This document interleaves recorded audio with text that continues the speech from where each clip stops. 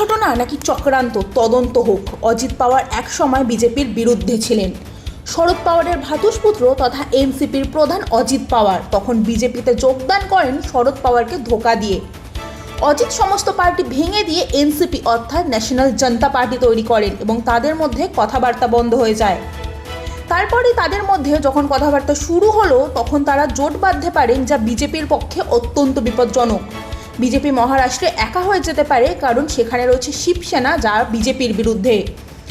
এখন অন্যদিকে চাচা ভাতিজা এক হয়ে যাওয়া নতুন গঠবন্ধন তৈরি করতে পারে। এমন অবস্থায় আকস্মিক প্লেন ক্র্যাশ এবং মৃত্যু এর কি খুব সন্দেহজনক নয় কি?